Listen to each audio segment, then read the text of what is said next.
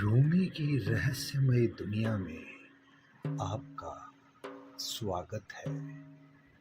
आइए इस रहस्यमय दुनिया में जुड़ें और खोजें वे अद्भुत संदेश जो आपकी आत्मिक यात्रा को गहराई से संवेदनशील बनाते हैं।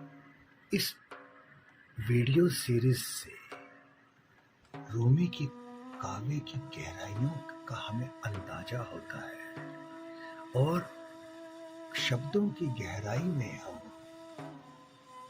प्यार, समझदारी और आत्मिक सच्चाई की खोज में निकलते हैं। रूमी के शब्द हमेशा से दिलों को छू जाते हैं और हमारी आत्मा की गहराइयों से हमें जोड़ते हैं।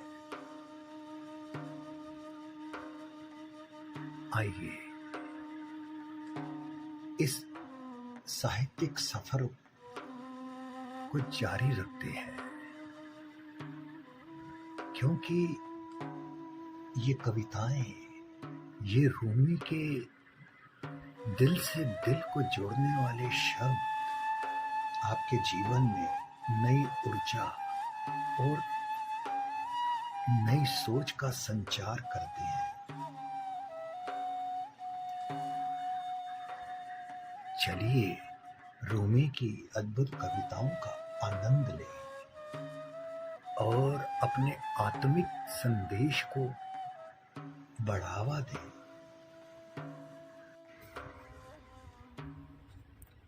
शम्स की मौत पर शम्स के लिए कहा गया शोक संदेश और गम से भरी चीख पुकार, जिसमें हमें रूमी का बर्दाश्त न होने वाला दुख महसूस होता है।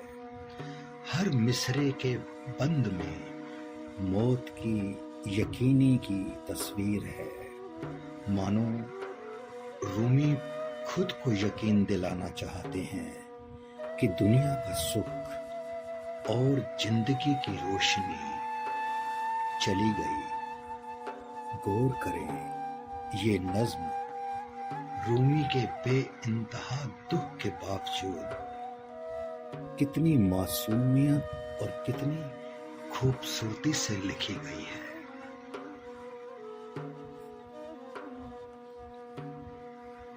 अगर मेरी आंखें इस गम के बराबर आंसू बहाती तो ये दिन रात और सुबह तक आंसू बहाती। अगर आसमां इस जुदाई से वाकिफ होता तो सूरज, चांद व सितारे आंसू बहाते।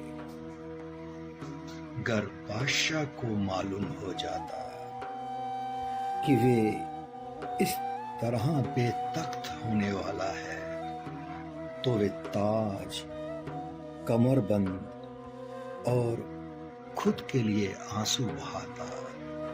अगर शादी की रात को तलाक हो जाने की खबर होती तो वे मिलन और चुंबन पर आंसू बहाती। अगर लाल शराब को खुमार आता दिखाई देता तो वे बोतल और शीशा घर के लिए आंसू बहाती। अगर गुलाब का बाग खिजा के आने से वाकिफ होता तो गुलाब की पंखुड़ियां नई शाखाओं पर आंसू बहाती। अगर उड़ता हुआ परिंदा शिकारी से वाकिफ होता तो इसके पंख और डैने कमजोर होकर आंसू बहाते। अगर अफलातून अपने हुनर पर आसक्त न होता तो वे उस हुनर पर अफसोस करता हुआ आंसू बहाता।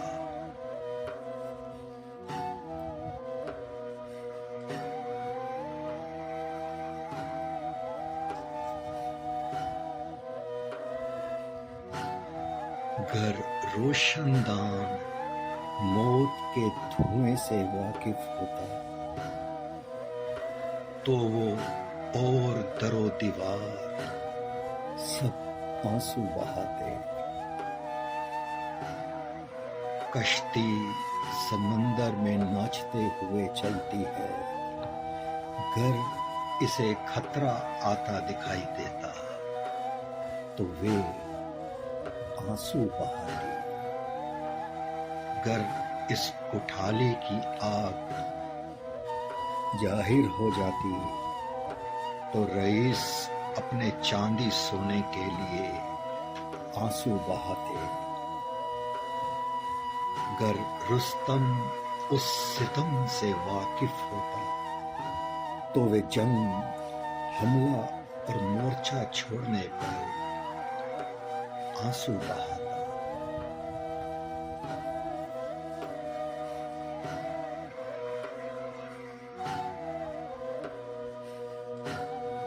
मौत बहरी है, इसे चीखो पुकार सुनाई नहीं देती, वरना ये खूने जिगर पर आंसू बहाती।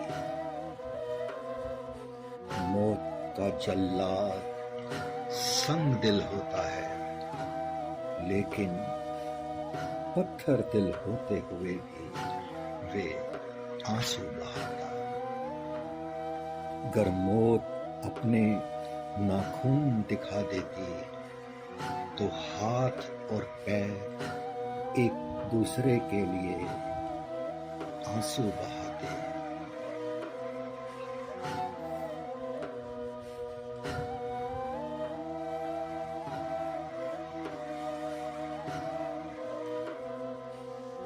अगर उस मुश्किल के वक्त मौत हाजिर होती तो मादा बकरी नर शेर के लिए आंसू बहाती।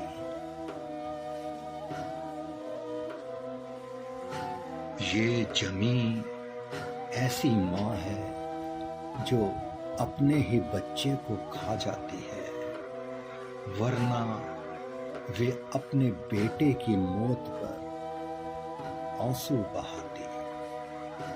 अगर जिंदगी की मिठास मौत की कड़वाहट के हाथों अपनी हार देख लेती तो शक्कर भी आंसू बहाती। गर लाश उस कफन से वाकिफ होती तो लाश गली से गुजरते हुए आंसू बहाती।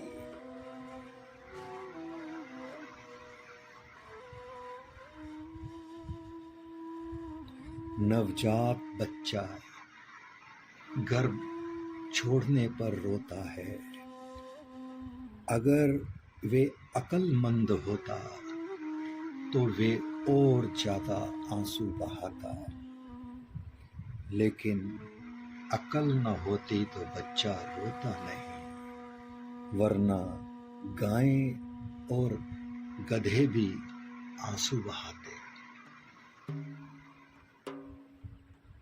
अगर हमारा मीठा महबूब इस कड़वाहट का इलाज ढूंढ लेता तो वे बारिश की तरह आंसू बहाता।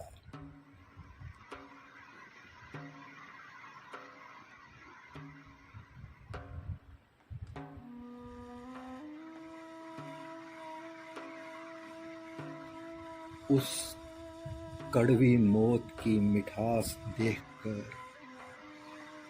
वे जो सब कुछ देख सकता है, अपने देखने पर आंसू बहाता। मेरा वक्त गुजर चुका है कि जो गया सो गया।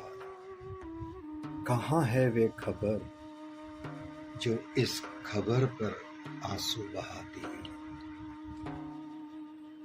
जहरीला तीर जो दिल पर आ लगा, गर ढाल पर आ लगता तो ढाल आंसू बहाती।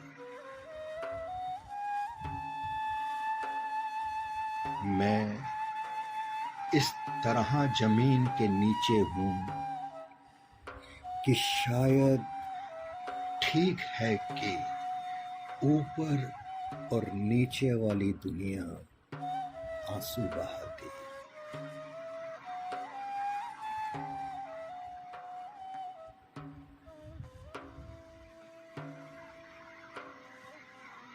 खामोश हो जाओ, किसी की भी साहिब सी नजर नहीं।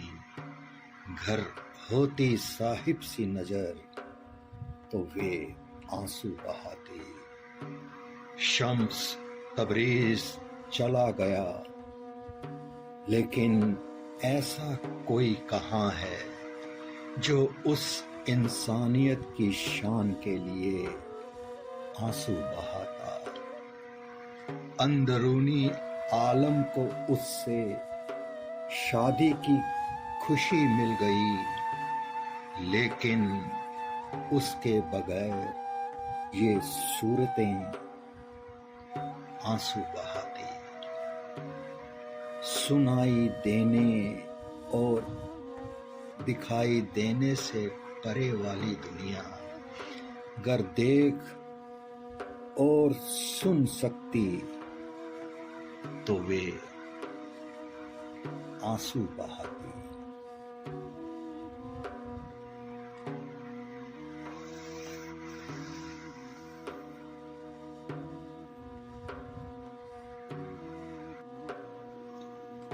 हमारे YouTube चैनल अमृतमय संकीर्तन को सब्सक्राइब करें और रूमी के विचारों की रोशनी में आत्मिक साक्षात्कार का आनंद लें। फिर मिलेंगे।